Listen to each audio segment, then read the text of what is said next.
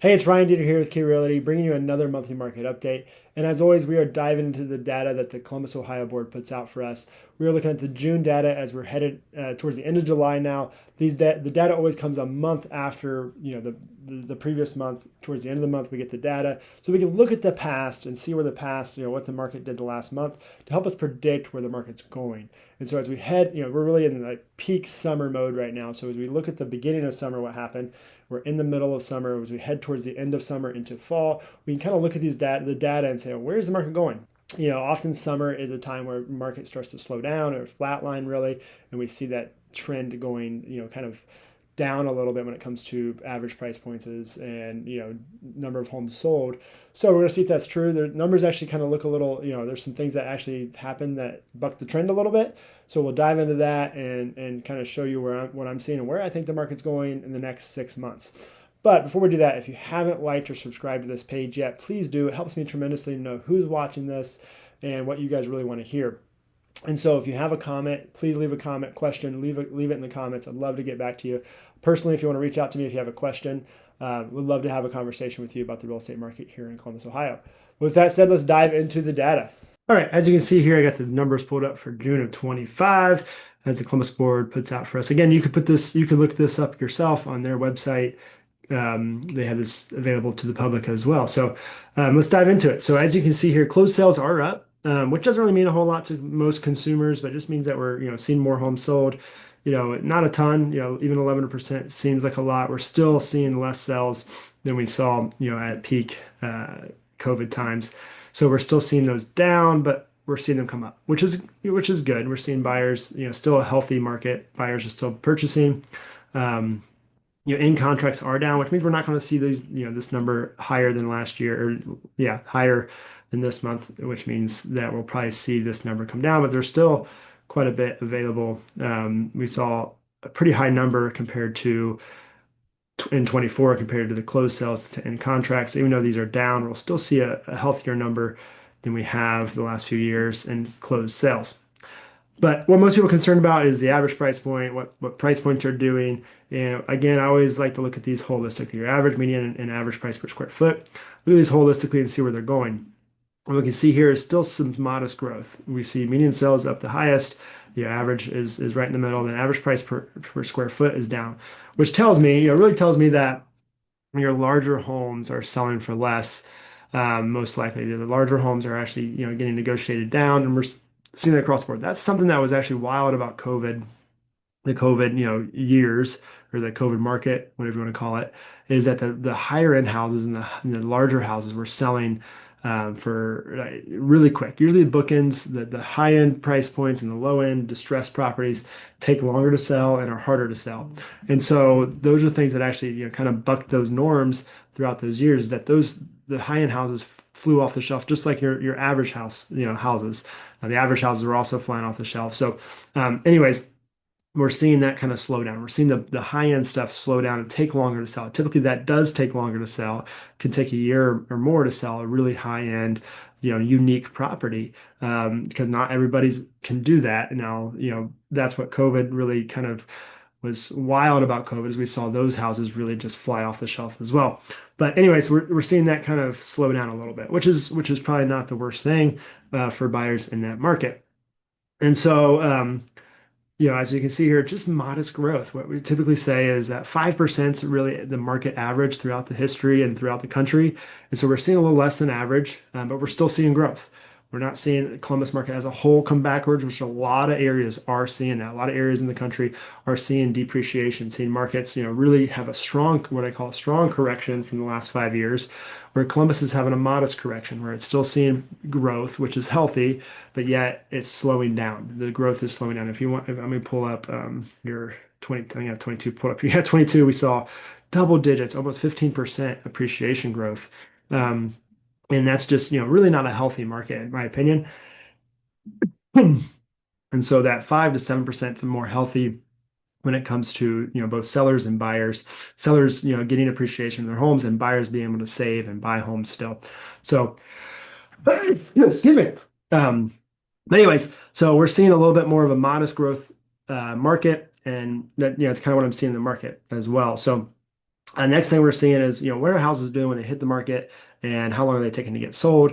What we're seeing is, when they hit the market, they're not going for, we're not seeing every property just fly off the shelf for over asking.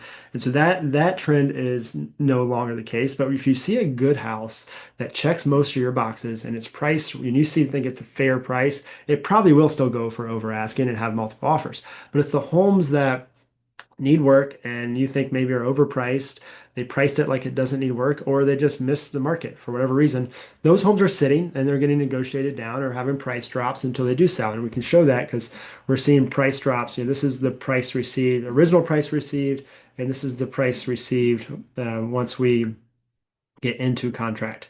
And so we're seeing that obviously the price received, when it's in contract is closer to that price, that actual list price number, obviously, which is typically the case, but we're seeing just more price drops happen on average. And we're seeing that, take place for the most part. As you see here, this is down, which means that we're not seeing that number as high when it comes in contract. There's more negotiations happening, advantage for the buyers, but at the same time, that's still a very high number. So don't think this is an extreme buyer's market. It's a buyer's market in general. I think it's still a seller's market. It's just area specific. Some areas are still doing really well, and houses are still selling really quick if they're priced right, and some areas actually are not. And so that's where there's some areas that actually are, I would consider a buyer's market. As a whole, we're still seeing data show that, hey, the advantage is still for the seller, but you have to position the house a little bit more than you did in the last few years. You have to have a strategy and you have to consider the condition of the house more so than you did the last few years. And so that's just kind of where we're at. We're getting more to a healthier market where the fundamentals really matter. And there's really three factors that I love to kind of say when it comes to how to factor the value of a house and compare your house to others. And the first one obviously is location, your location compared to other houses, your condition compared to other houses. And condition is probably the number one thing right now that I'm seeing drive the market, the kitchen, baths. And then outdoor space is a huge thing right now. Since COVID, outdoor space has exploded into being one of the more important parts of a feature of a house that buyers really want. They want extra living space outside that flows outside, where they feel like they have extra space to live in, within nature and outside a big yard. That all that stuff matters now more so than I think it did 5 years ago. And the last thing is market timing. The Columbus market really has a ebbs and flows to it. And if you don't understand that, if you priced your house like at spring market in the winter, you're going to be sitting on your house. It's going to be frustrating. You're not going to get the offers that you're expecting to get. And it's going to take longer to sell. You're going to get beat up. You're going to have the price drop. It's going to be months before you sell the house. And some buyers are just going to overlook it just because it was overpriced 3 months ago. And now, even though you dropped the price to a really fair price, buyers have already moved on from it. So that's where you got to be really careful of understanding those three nuances. Um, I'll show you this. This is the chart I love to show. If you've watched these videos, of course, you've seen this chart. Almost every video I show this, and it just shows the ebbs and flows of uh, the market timing. And one thing that I do want to show you, and I forgot to mention on the average price point, we did see actually average price points go up in June compared to last month.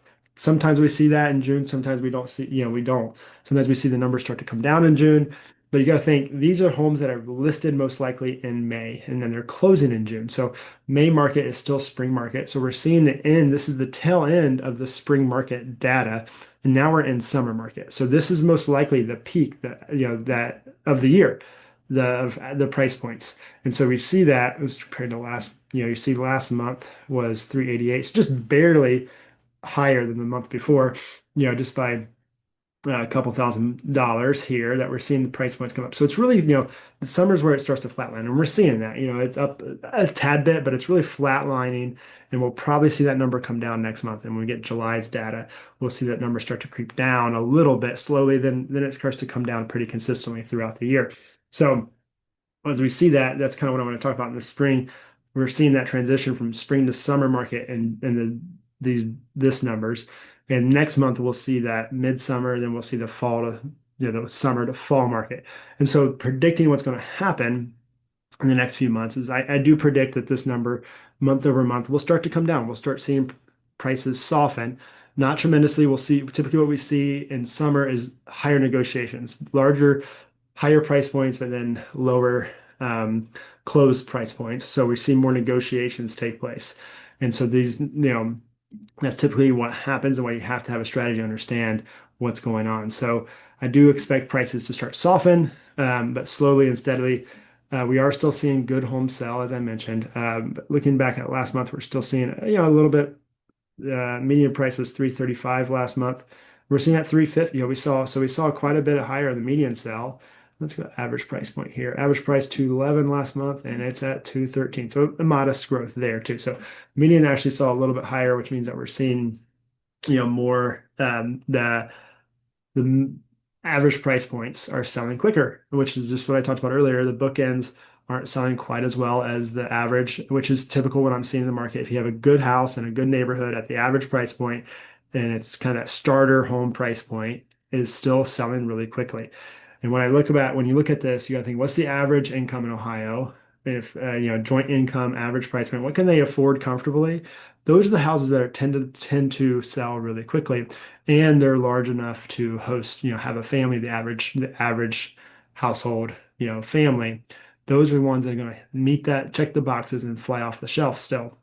But you still have to have a strategy and a price point to help with that. You can't price it wherever you want and expect to get a sell anymore. And so that's where, you got to think of your price point as a marketing strategy. Your list price is, the seller and the seller's agent is not saying what the house is going to sell for. They're using that as a marketing tool. Some strategy is to price it low and get multiple offers. Some strategy is price it high and knowing it's going to get negotiated down. A lot of that just depends on the seller's needs and wants. If the seller's like, I don't have to sell, but I will at this price point, they're probably gonna price it high. So like, hey, we bought a house already, our income's tight, we don't want to mess around. Let's price it low so we know we're gonna get the house sold. So a lot of it just depends on the seller's situation. So don't think of the list price as purely the value. If you see a house that, seems overpriced based on what's sold in the area as you're looking to buy, think of that as, hey, there's probably an opportunity to negotiate that because all the other buyers in the area are going to think the same thing. But if they just write it off because it's overpriced, that's a disadvantage. You can also have a strategy to go in there and maybe get the house still at the price point that you're comfortable with. And don't think you're going to get, 20, 30, 50% off, but you may be able to get it to a point where like, hey, if they would have listed at this, they may have gotten multiple offers and actually got more money instead of selling to you at the price point you get it in contract at. So long story short, we're still seeing pretty steady market, but a slower and steady market, not a crazy market like we saw the last few years. Kind of very, very similar to the last year's market. We're kind of seeing, just slow and steady markets. Areas matter more than ever, and I think buyers are starting to catch on to this, and sellers are starting to understand this too. That you're not going to get 10% more than you would have got if you'd listed the house last year. And we're seeing some buyers that bought in 22. I've seen this too. They bought in 22 and now they're starting to need to, life change happened and they need to sell it. And they're realizing that, shoot, like, the numbers are going to be really tight if we sell it. We're not actually making a profit, which is typical. It typically takes 2 to 3 to maybe 5 years to make a profit on a sell of a house based on all the fees and things you have to do to sell a house. So that, it's not like this is not a pure investment when buying a residential property. Now, if you're buying an investment property, it's a different story. But if you're buying a pure residential house to live in, it's not always, you're not always going to make money in the first year. That's what was wild about the COVID years that you could buy a house at 1 year and sold it for, $50,000 more the next.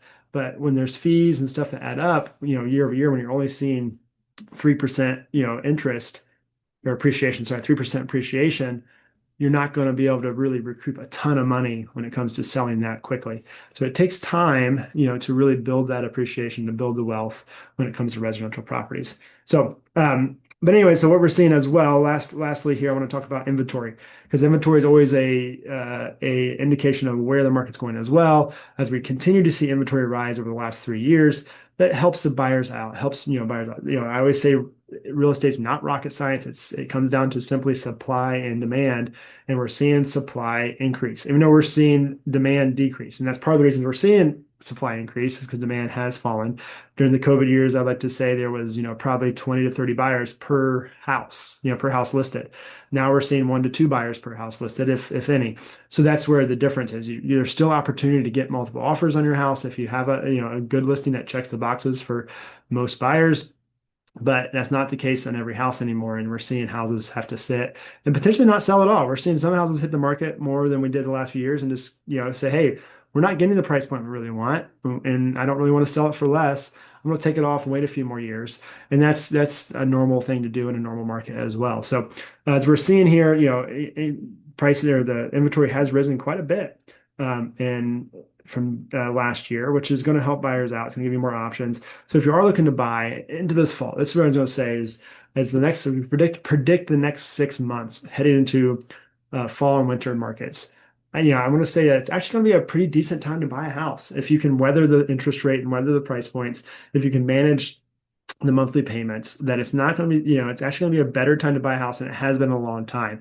So what I would want to tell you, if you've considered a change, if you considered to move up or especially if you move up, this is where I would say if you have an average price point house, you could buy a larger house for less than you would have, not maybe not less, but less than more negotiating and things aren't flying off the shelf anymore, less competition, and then sell your house. Your house, the smaller average price point house, will actually sell for higher amounts than the larger house. The larger houses aren't growing quite as fast as the smaller mid-size, first-time home buyers houses are selling for. So there's an opportunity there where you'll gain more from your house you're selling than in not as much, you'll be able to get it for less for the house that you're moving up to. So if that makes sense, what I want to say is that it's not the worst time to consider buying if you've been considering this the last few years.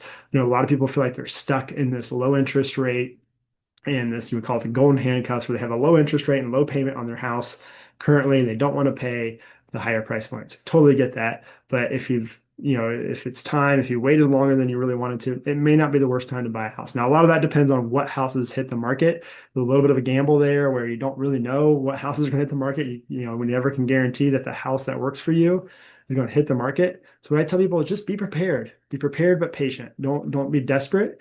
Be patient and wait for that right house to come up that's right for you. So if you want to know more how to do that and have a strategy for that, I would love to talk to you. If you're wanting to get top dollar for your house in a market that's a little bit confusing, I would love to talk to you as well, as we still can do that for you. Otherwise, if you have any questions or want to know anything else or like to hear anything else that I'm talking about here, leave it in the comments. Reach out to me directly. I'd love to learn who's actually watching these and help you guys out. And if you know anyone else you think this could help out, please share the video, like and subscribe, and I will see you next month.